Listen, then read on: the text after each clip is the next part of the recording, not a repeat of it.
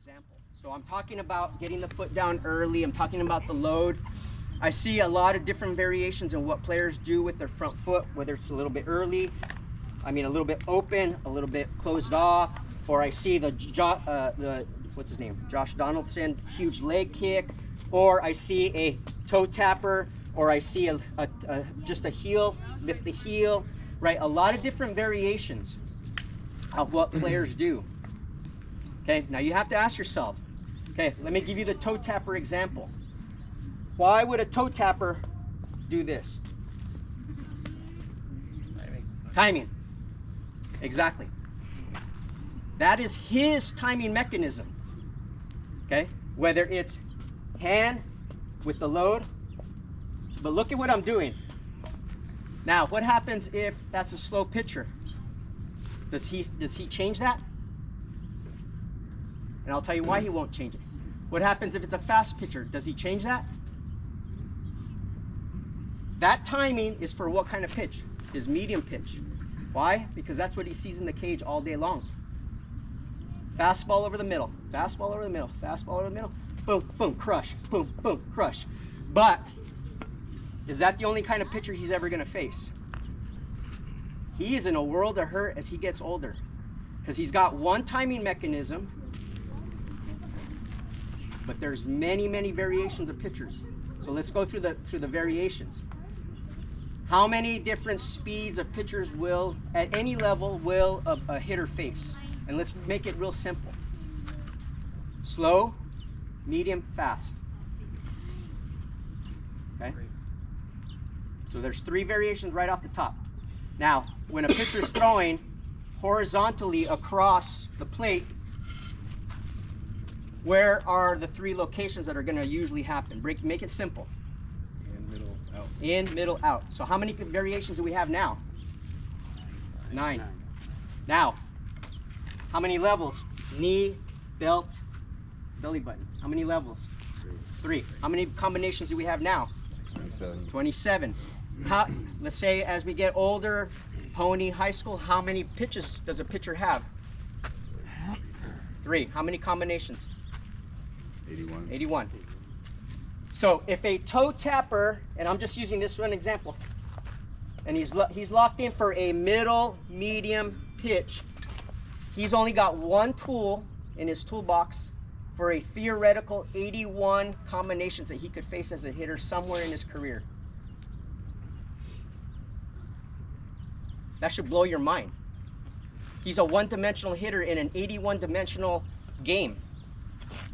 How far do you think he's gonna go? He ain't going anywhere. Okay, so let's break that. So now I'm giving you an idea how you should be thinking about setting up your drills and your hitting development program. That 81 combinations is theoretical. There's no hitter that can cover that in an at-bat. Right, so you'll hear analysts say, oh, plate coverage, he's covering the inside plate, or he's looking at the outside part of the plate, or he's looking off speed here. What he's doing is he's whittling his 81 theoretical combinations down to a certain location, a certain speed, and a certain type of pitch for a certain situation. That's baseball IQ. Somebody's teaching him that, and he's picking that up. Okay, but you should be teaching the 81 combinations throughout your hitting development, and I'll explain how you can do that. So let's start with just the load.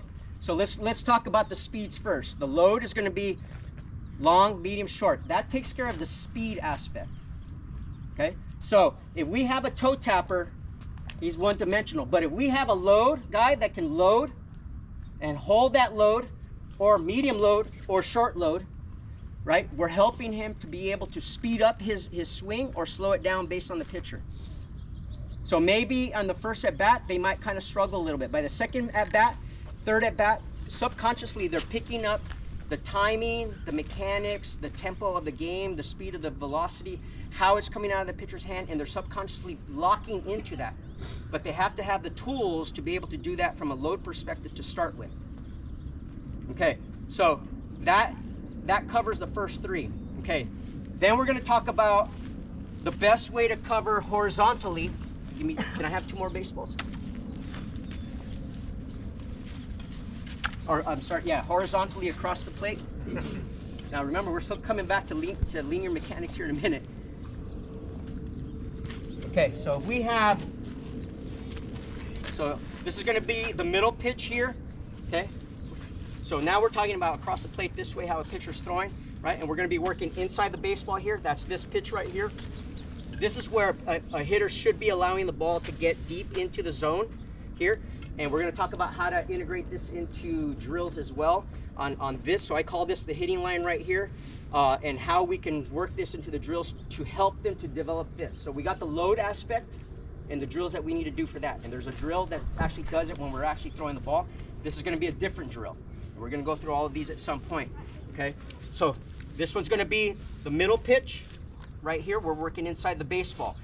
So what I call this is, I'll tell them, if I need to make a correction, I will say, give me your point of contact best pitch.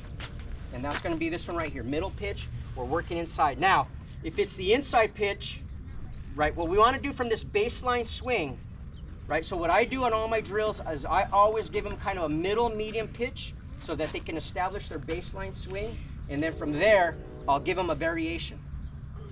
Whether it's inside outside, high low, off speed, slow, fast, medium, whatever the variation is. But I always start with this, and sometimes I come back to the baseline at the end, that if they're not successful on the variation that I gave them, they're going to be successful going into the drill and coming out of the drill because I gave them a baseline swing.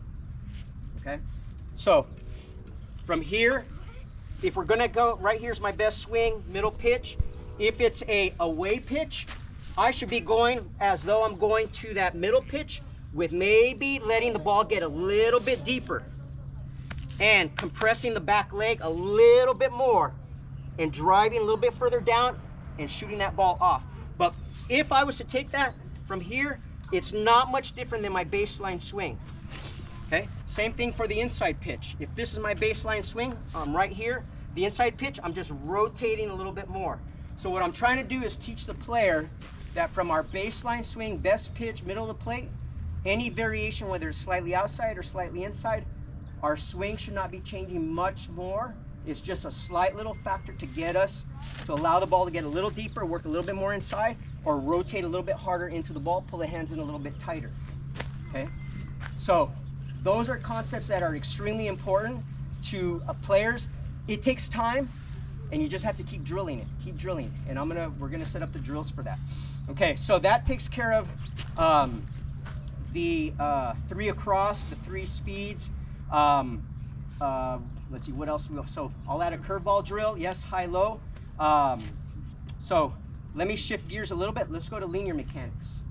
Any questions?